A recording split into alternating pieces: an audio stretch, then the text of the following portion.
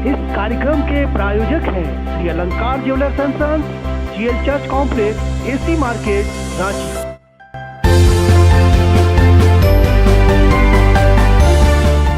नमस्कार, सबरंग समाचार के ग्रह चक्र और ज्योतिष में आपका बहुत बहुत स्वागत है। मैं हूं अमरिंदर। हर बार की भांति एक नए विषय के साथ आपके सामने प्रस्तुत हूं। इस बार का जो विषय है बड़ा इम्पोर्टेंट विषय है। ये वास्तु से संबंधित है, क्योंकि ग्रह चक्र और ज्योतिष में हम लोग ग्रह की चर्चा करते हैं, घर के वास्तु की चर्चा करते हैं, कुछ जो कर्मकांडी पूजा पाठ होता है उसकी भी चर्चा करते हैं। तो आज हमारी चर्चा का जो विषय होगा वो होगा कि घर में मंदिर को किस तरह से रखा जाए। अगर घर में आपका मंदिर है तो घर में मंदिर का प्लेसमेंट किस तरह से हो कि भगवान की अकाट्य कृपा और भगवान का जो सकारात्मक एनर्जी हम लोग के सौभाग्य के लिए, निरोग के लिए प्रदान हो।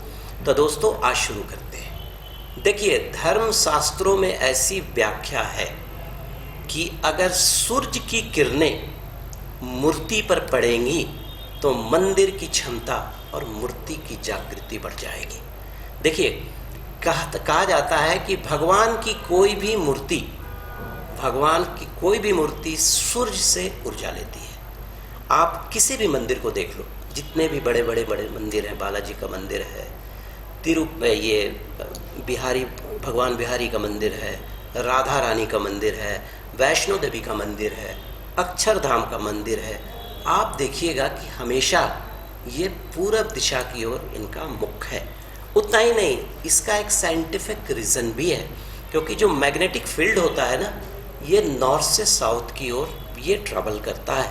तो इसमें क्या होता है कि जो ईशान कोण जिसे हम लोग बोलते हैं, तो पूरब और उत्तर दिशा जितने भी, लेकिन क्या होता है कि अगर मंदिर की जो स्थापना है हम लोग को अपने घर में ईशान कोण में करनी चाहिए। ईशान कोण क्या होता है? ईशान कोण होता है उत्तर और पूरब का कोना। तो ईशान कोण करने का मतलब ये नहीं हो गया कि उत्तर और पूरब के कोने में ही रखा जाए। वो जो एरिया है पूरब और उत्तर का, आप कहीं भी रखिए, लेकिन कोशिश कीजिए कि आपकी जो मूर्ति हैं उनका मुख पूरब की ओर हो।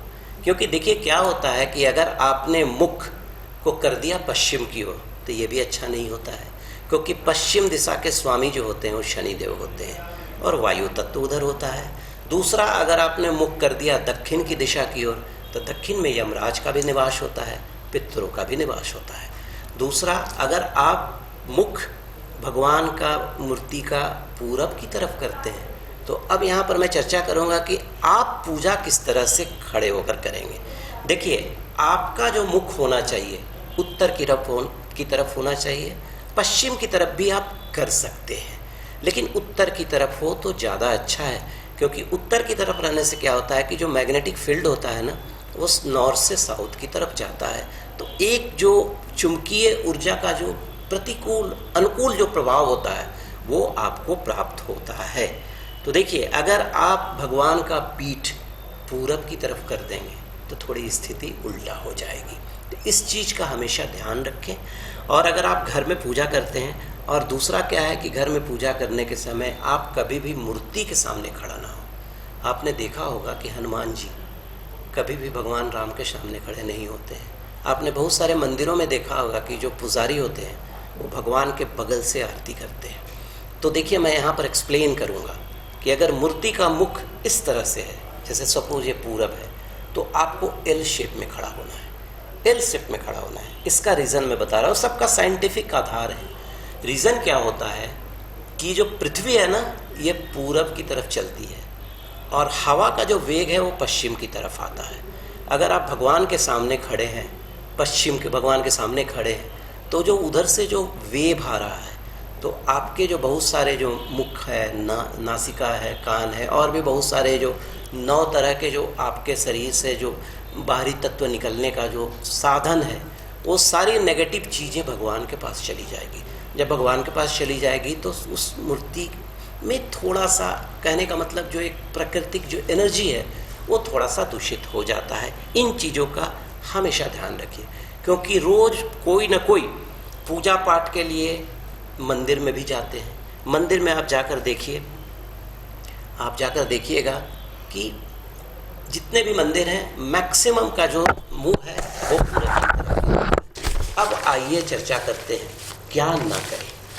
देखिए, अगर आपका फ्लैट है, क्योंकि आजकल फ्लैट का भी कल्चर डेवलप हो गया है, तो फ्लैट में क्या होता है कि सपोज एक नॉर्थ ईस्ट साइड का फ्लैट है और एक साउथ वेस्ट साइड का फ्लैट है, तो ऑब्वियस है कि साउथ वेस्ट साइड के फ्लैट में धूप का आगमन ना हो, लेकिन आप खिड़की तो जरूर खोल सकते हैं नॉर्थ ईस्ट में, और अपना जो मंदिर है ना घर का, उसको नॉर्थ ईस्ट में ही बनाएंगे तो अच्छा रहेगा।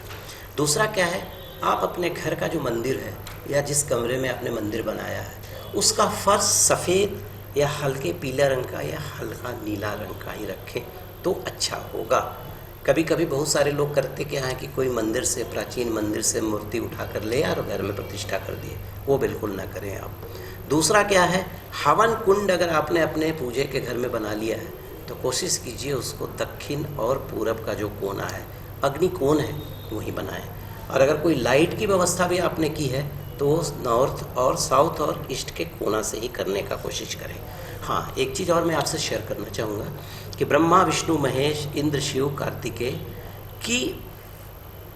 का चेहरा पूरब या पश्चिम में आप कर सकते हैं। गणपति, कुबेर और दुर्गा का मुख दक्षिण में भी आप कर सकते हैं। और भगवान हनुमान जी को आप नैऋत्य कोण में उनका चेहरा कर सकते हैं।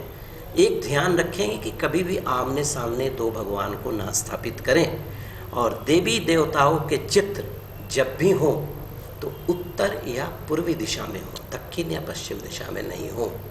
हमने बहुत जगह देखा है, घर में जाता हूँ तो महाभारत का चित्र देखता हूँ पूजा वाले घर में कि कृष्ण का चक्र, कर्ण का चक्र जो है फंस गया है, ठीक है, और इस तरह से नहीं, हाँ, कर्ण का चक्र फंस गया है। इस तरह की मूर्तियों को अवॉइड करें, महाभारत की मूर्तियों को बिल्कुल अवॉइड करें।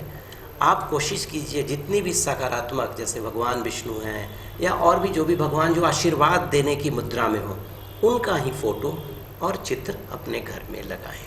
तो दोस्तों, ये था सबरंग समाचार के ग्रह चक्र ज्योतिष में एक छोटा सा प्रयास कि हम अपने घर में किस तरह से मूर्ति को और मंदिर को स्थापित करें। आज के लिए इतना ही। देखते रहिए सबरंग समाचार। नमस्कार। अगले प्रोग्राम में फिर कुछ नया लेकर आऊँगा। इस कार्यक्रम के प्रायोजक हैं Shri Alankar jewellers and sons, GL church complex, AC market, Ranchi.